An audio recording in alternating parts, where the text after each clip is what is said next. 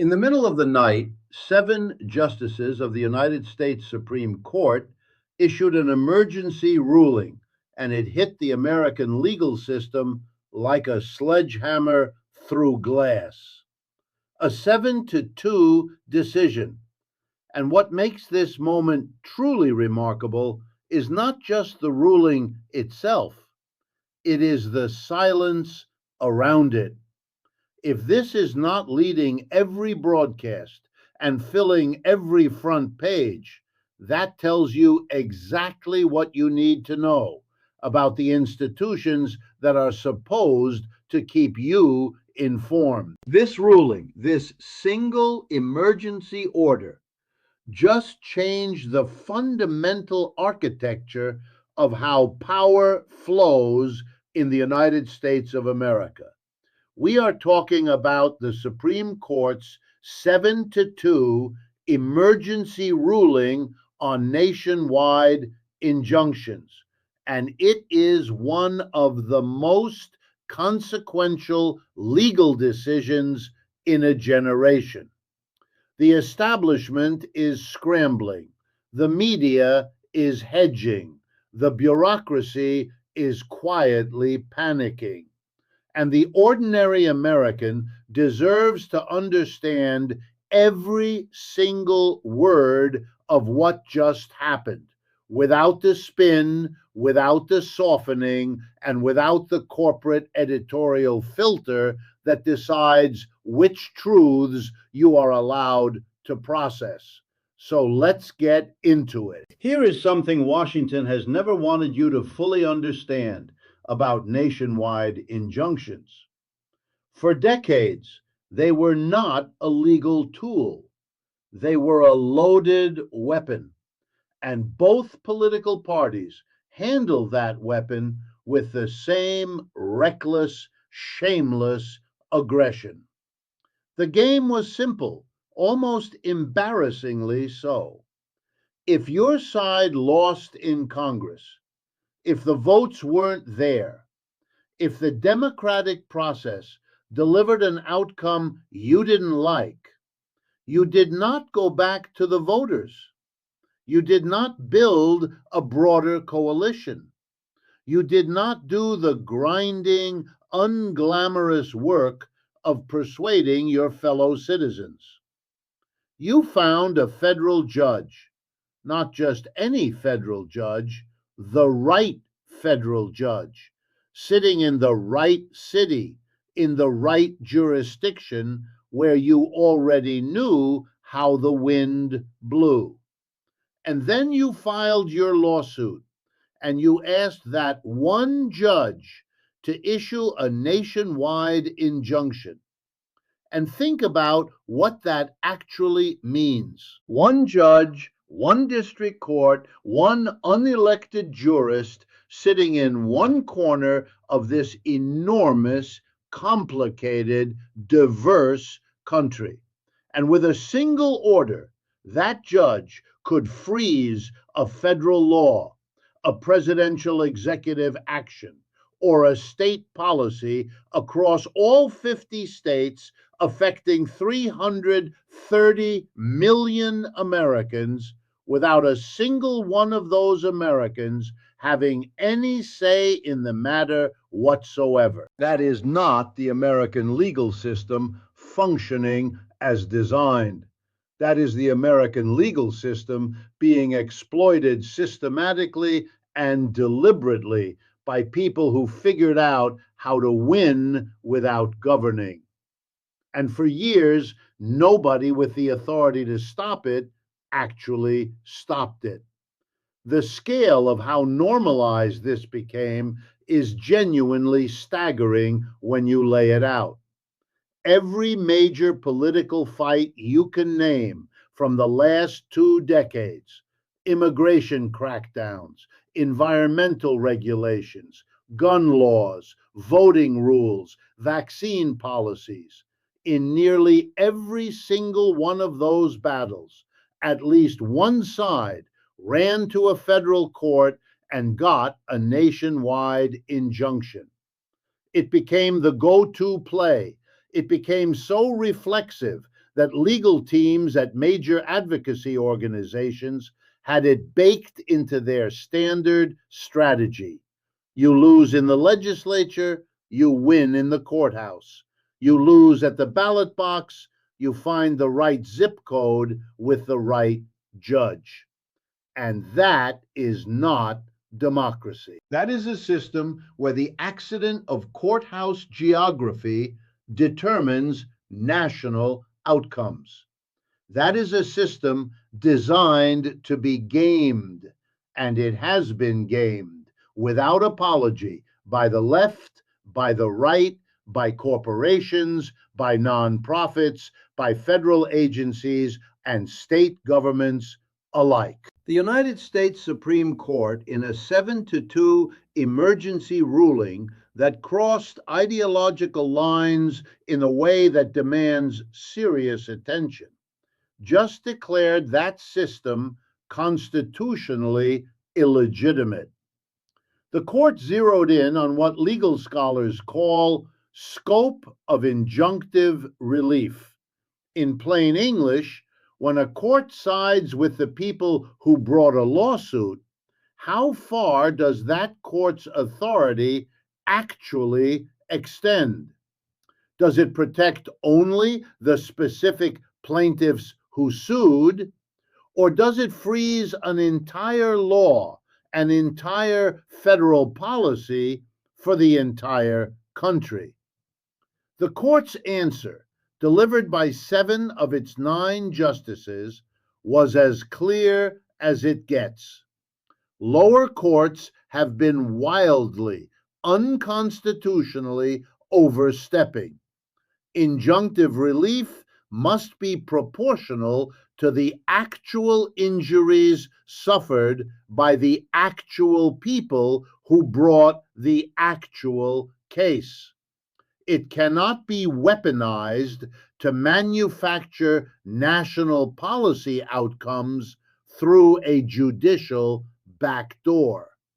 That shortcut is over. Now, let's talk about what triggered this emergency ruling, because the context matters enormously, and the mainstream coverage is largely glossing over it. Multiple states, not fringe actors, not political outliers, but governors, attorneys general, and state legislators from across this country went to federal court to challenge what they described as a sustained pattern of federal overreach. They were not making small technical arguments.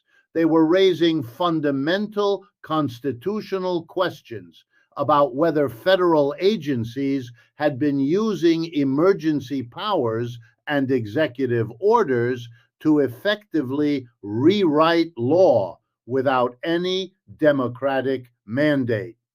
Bypassing Congress, bypassing state legislatures, imposing regulatory directives that nobody voted for and nobody had the real power to challenge through normal channels. These are not radical arguments. They are serious, well-grounded constitutional claims that legal scholars have been raising for years. States that were watching federal agencies expand their reach through regulatory action, that were watching executive orders reshape domestic policy in ways that would have required legislation a generation ago, finally said enough and went to court. And here is where this story becomes something close to infuriating, because the lower federal courts, the district courts, and circuit courts that sit below the Supreme Court responded to these state challenges by doing the exact thing that 7 Supreme Court justices just called unconstitutional. They issued nationwide injunctions blocking state laws entirely before the cases were even fully argued, before the merits were adjudicated, before anyone had a real chance to be heard. Pause on that for a moment, because the audacity of it is breathtaking. States go to court saying the federal government is overstepping its constitutional boundaries. And the federal court system responds by freezing state laws nationwide. The fox guarding the henhouse does not even begin to describe it. The judiciary, acting not as an independent check on federal power, but as an enforcement arm of federal executive authority. Lower courts reflexively, almost automatically, reaching for the broadest possible remedy.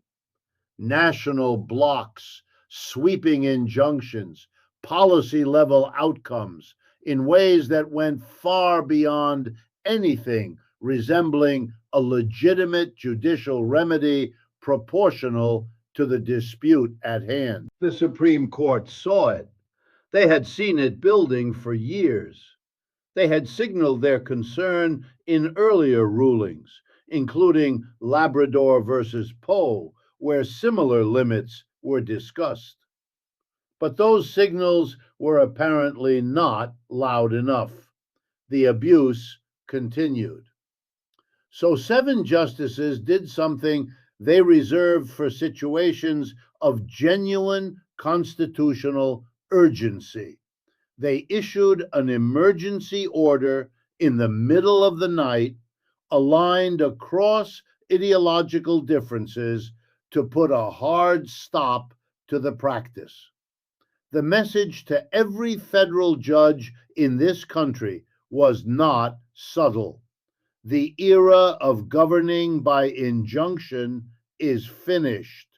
The era of one district court judge acting as a national policymaker is over. And if you issue a sweeping nationwide block without rigorous, specific, constitutionally grounded justification, the highest court in the land will reverse you fast. Now let's talk about what the justices themselves actually said, because the language in this ruling is remarkable and it deserves to be heard plainly. Justice Neil Gorsuch wrote a concurring opinion, meaning he agreed with the majority decision but felt compelled to add his own separate reasoning. And a phrase he landed on is already being cited as one of the defining statements of this legal moment. He wrote that lower courts issuing these broad nationwide injunctions have been acting like mini legislators. Let that sit for a second.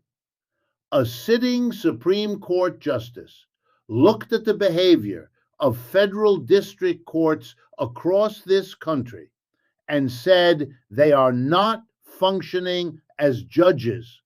They are functioning as unelected lawmakers accountable to no one, imposing national policy based on a lawsuit brought by a small handful of plaintiffs in a single jurisdiction. Gorsuch went further, and his argument deserves to be taken seriously on its own terms. He argued that courts must return to what he called the traditional limits of equitable relief, the old, established, long-standing legal principle that a court's remedy must be proportional to the injury actually suffered by the actual parties in the case. If you harm one person, a court can protect that person. You do not get to harm one person and have the judge ban your behavior toward 300 million people. That is not justice. That is policy. And policy in a constitutional democracy belongs to elected bodies, to Congress, to state legislatures, to the democratic process, not to federal courtrooms where nobody voted for anyone. Gorsuch is genuinely angry in this concurrence, not performatively angry, not rhetorically angry for the cable news cycle, substantively, structurally angry about what has happened to the separation of powers in this country. He used this ruling as an opportunity to put that anger on the record in a way that future courts will be required to engage with. On the other side, Justice Sonia Sotomayor, one of the two dissenters, raised concerns that are real and deserve honest engagement rather than dismissal. She warned that restricting nationwide injunctions could produce a genuinely chaotic legal landscape.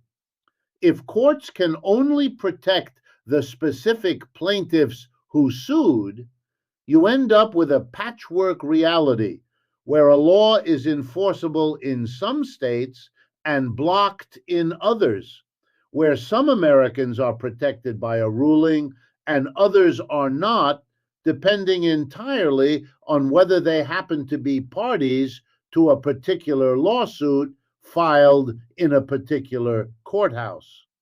That is not a trivial concern. Unequal enforcement, inconsistent legal standards, rights that exist for some people in some places and not for others based on geography and legal access, those are serious consequences. But here is why the majority was not persuaded, and why, even acknowledging the turbulence this creates, the majority got the fundamental call right. The alternative is not a solution to inequality. It is a different, more dangerous kind of inequality. It is a system where the accident of which court you file in and which judge you draw determines national outcomes for 330 million people. It is a system that has been shamelessly, relentlessly exploited by every well-funded interest group with a creative legal theory and a sympathetic jurisdiction on speed dial. The Supreme Court just said that system itself, the one Sotomayor is implicitly defending by warning about its absence, is the problem.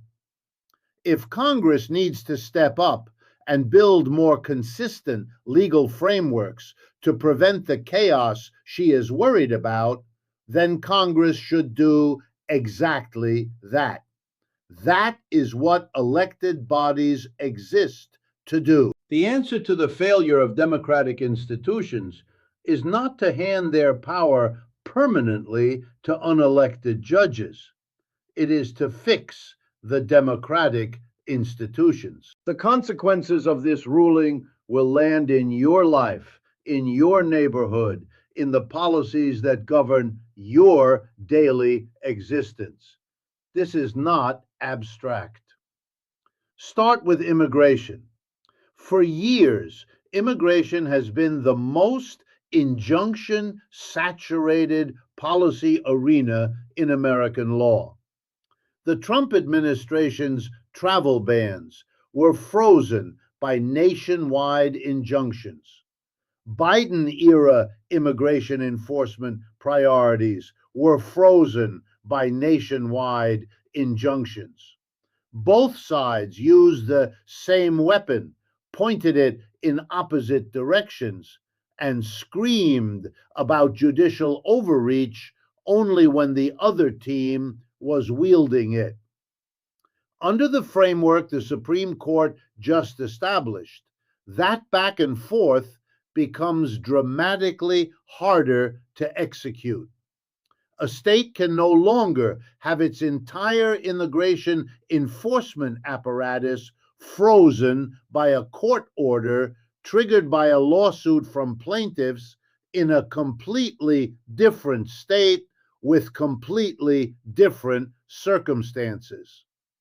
The borders of injunctive relief now match the borders of actual injury. That is a fundamental shift. Move to guns and understand the scale of what just changed. Multiple states passed significant gun regulations in recent years. Background check expansions, red flag laws, assault weapons restrictions. And multiple times, those laws were hit with nationwide injunctions that froze them across the board before they ever had a real chance to operate. That dynamic is now substantially altered. A state that passes a gun law has significantly more runway to enforce it, while legal challenges work their way through the courts. Whether you support those laws or oppose them, understand that the mechanism for stopping them before they function has just been dramatically curtailed. That is a direct, immediate, concrete consequence for gun policy across America. And anyone who tells you it isn't is not paying attention. Elections may be the highest stakes arena of all. Election law has been drenched in nationwide injunctive warfare for over a decade. Voting rights challenges, voter ID laws, absentee ballot rules, redistricting fights, all of them at various points have involved one side running to federal court to get a broad national block. The Supreme Court's ruling makes it dramatically harder to use a single lawsuit in a single jurisdiction to freeze election rules nationwide.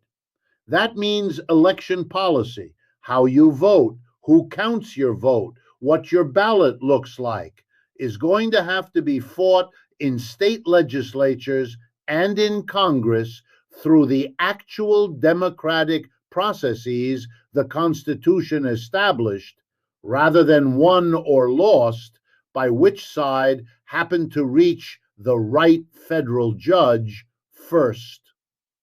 That is a harder, messier, slower process.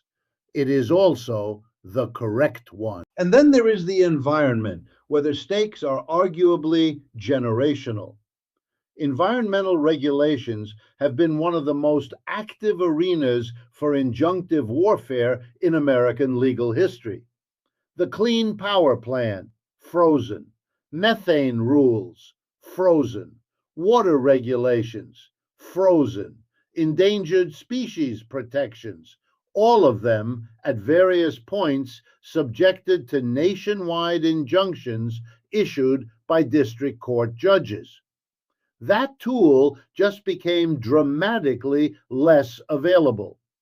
If you have been relying on federal courts to defend environmental protections that Congress will not pass through legislation, this ruling is a direct and serious blow to that strategy. The battleground just moved from courtrooms to legislatures. That is where it was always supposed to be. The political fallout from this ruling started the moment it was published, and it is only going to intensify.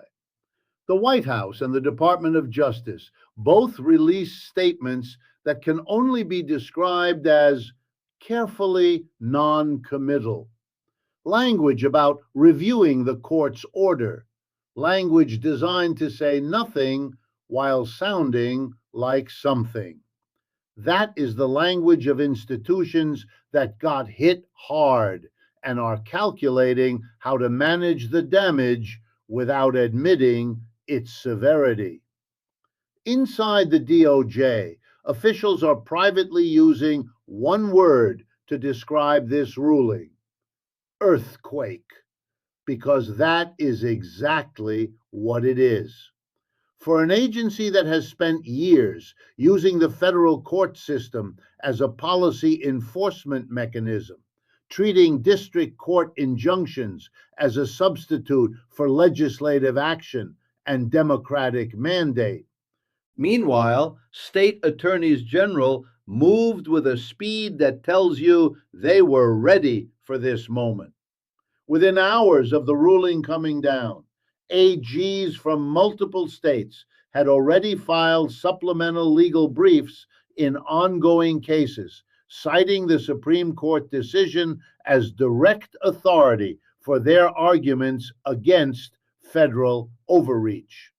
Legal teams that had clearly been watching and waiting for exactly this kind of ruling deployed it the instant it arrived, arguing that the court had affirmed what they had been saying all along, that states retain the right to defend their sovereignty without being subjected to blanket injunctions from federal judges, substituting their policy preferences for democratic processes. And here is the political dimension that nobody in the mainstream media is being fully honest about. This ruling does not help one party. This ruling does not advantage one ideology. In this particular political moment in 2026, with the current configuration of power in Washington, the states most energized by this decision tend to be red states fighting federal policies. But the dynamic is not fixed. It flips entirely depending on who holds the White House. When Democrats controlled the executive branch, it was red state attorneys general using nationwide injunctions to freeze progressive federal policies. When Republicans control the executive branch, it was blue state attorneys general using the exact same tool to freeze conservative federal policies. Both sides screamed about judicial overreach when the other team held the gavel. Both sides celebrated it when their team did. The Supreme Court just looked at all of them and said, stop. You want to make policy for this country? Win elections, pass legislation, build democratic coalitions, persuade your fellow citizens, go through the process that the Constitution actually established. You do not get to manufacture a national policy outcome by filing a lawsuit in the right zip code with the right judge.